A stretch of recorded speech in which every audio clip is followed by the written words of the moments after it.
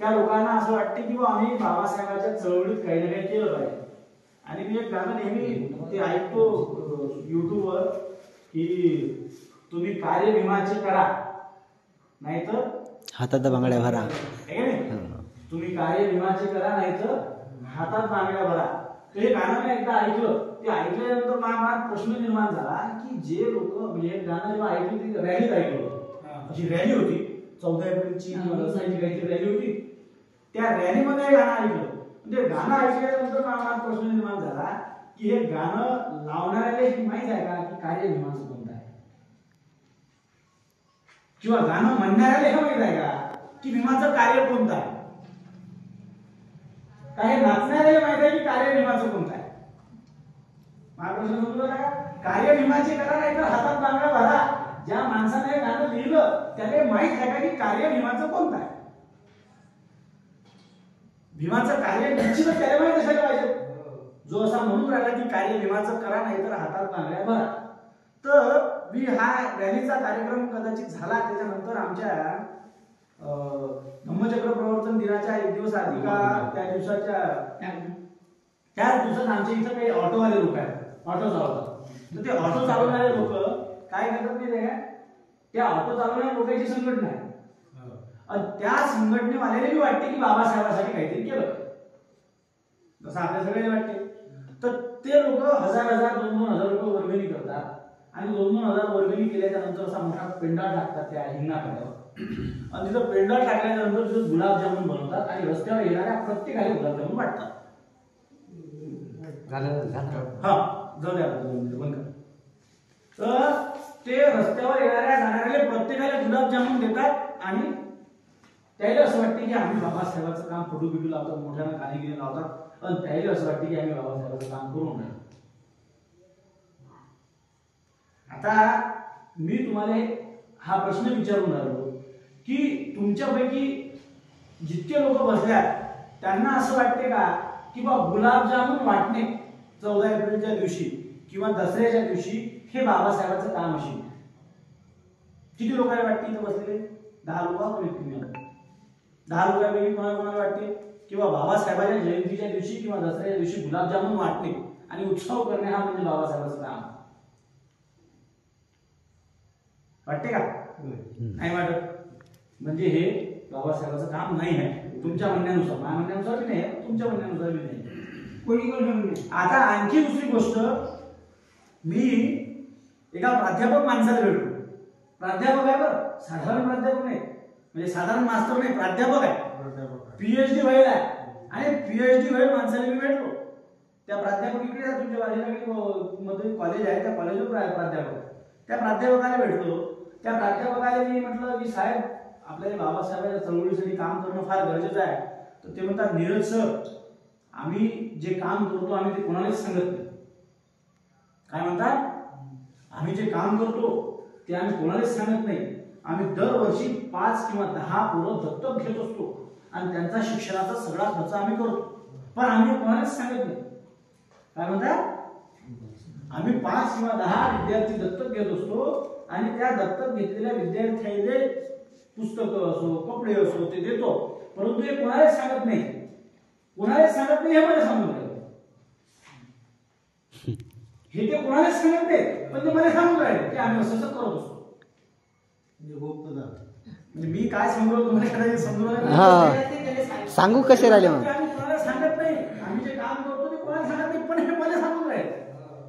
म्हणजे ते प्रत्येकाला सांगतो की आम्ही कोणालाच सांगत नसतो, आम्ही असं काम करत असतो. म्हटलं बरं. बाबासाहेब आंबेडकरांच्या संदर्भात मी तुम्हाला एक गोष्ट सांगतो.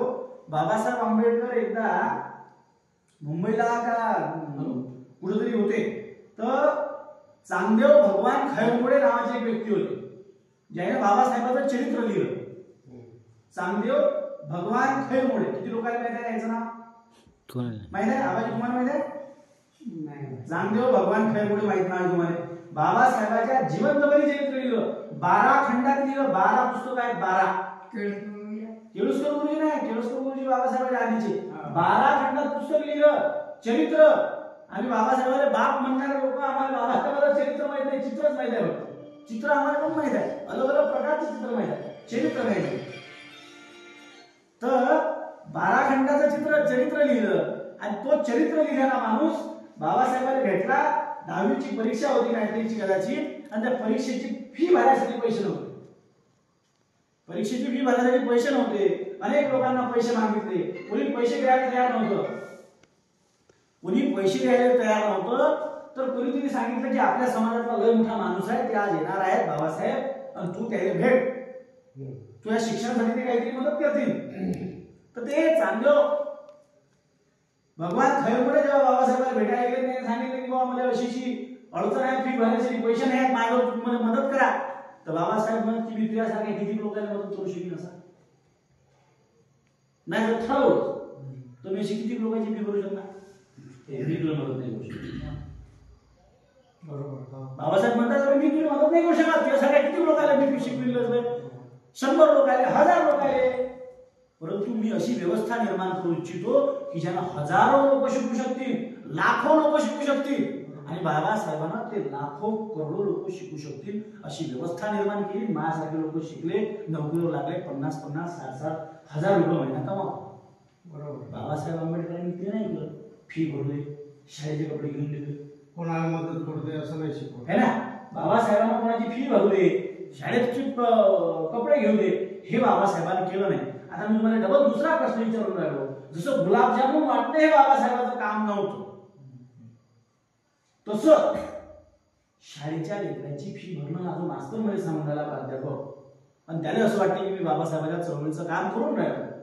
काय हे बाबासाहेबांच्या चळवळीचं काम आहे का? कार्य भीमाचे करा, नाहीतर हातात बांगड्या भरा. तर ते कार्य आहे का भीमाचं? नाही आहे की नाही?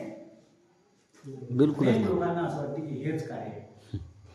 बरं, काही काही लोकांना असं वाटते की आम्ही लोक बाबासाहेब आंबेडकरांच्या जयंतीले मोठा डीजे लावला पाहिजे आणि तो डीजे लावून डान्स केला पाहिजे. बरं, डीजे आम्हीच लावतो, डान्स आम्हीच करतो, आणि बाबासाहेबांसाठी काहीतरी करून राहतो. डीजे आम्ही लावतो, बरं आमच्या पैशाचे नसतं तो वर्ग देतो असतो, बरं त्याच्यात नाचतो आम्ही, मजा आम्हाला येते, आणि काम बाबासाहेबांचं करून राहतो. तर सांगण्याचा तात्पर्य आहे हे बी बाबासाहेबांचं काम नाही. मग बाबासाहेबांचं काम कोणतं आहे? बाबासाहेबांचं काम जर करायचं असेल, आजपासून बाबासाहेब आंबेडकरांना जाऊन 1956 पासून तर आज 26 होऊन राहिलं. किती वर्ष झाले? 60-70 वर्ष झाले. इतक्या वर्षामध्ये बाबासाहेबांच्या गेल्याच्या नंतर आमच्या लोकांना जर हे माहित नसेल की बाबासाहेबांचं काम कोणतं आहे, तर गडबडीचा विषय. आम्ही जे लोक करून राहिलो हे आम्ही खरोखर बाबासाहेबांचं काम करून राहिलो का, हा प्रश्न उभा होते. कारण नेते तर 1000 झाले आतापर्यंत. वामनदादा म्हणतात काय ते संघटना 1000 झाल्या, नेते 1000 झाले. हा है की नाही? संघटना 1000 झाल्या, नेते बी 1000 झाले, बाबासाहेबांचं कामच माहित नाही कसं करा. मग बाबासाहेबांचं काम काय आहे हे तुमच्या सारख्या लोकांना सांगण्यासाठी, आणि हे तुम्ही सांगितल्यानंतर तुम्ही दुसऱ्या लोकांना सांगसाल या उद्देशाने मी तुमच्या गावात मीटिंग घ्यायला. तर बाबासाहेब आंबेडकरांनी लिहून काय ठेवलं ते सांगण्याचा प्रयत्न मी तुम्हाला करतो. बाबासाहेब आंबेडकर जेव्हा बाबासाहेबांना पहिल्यांदा 14 तळ्याचा सत्याग्रह केला, माहिती आहे 14 तळ्याचा सत्याग्रह महाडचा, तो महाडचा 14 तळ्याचा सत्याग्रह जेव्हा बाबासाहेब आंबेडकरांनी केला, त्या दिवशी तो सत्याग्रह कशासाठी केला? 14 तळ्याचा काय केला? पाण्यासाठी केला. बाबासाहेब आंबेडकर बिलकुल गलत, पाण्यासाठी नाही केला, समानतेसाठी. तुम्ही सगळ्या लोकांना वाटते पाण्यासाठी केला, बाबासाहेबांनी पाण्यासाठी थोडी केला. आणि मी नाही म्हणत, लिहून ठेवलाय. महाडले गेले का कोणी? महाडले आबाजी गेले असतात. महाड गेले का?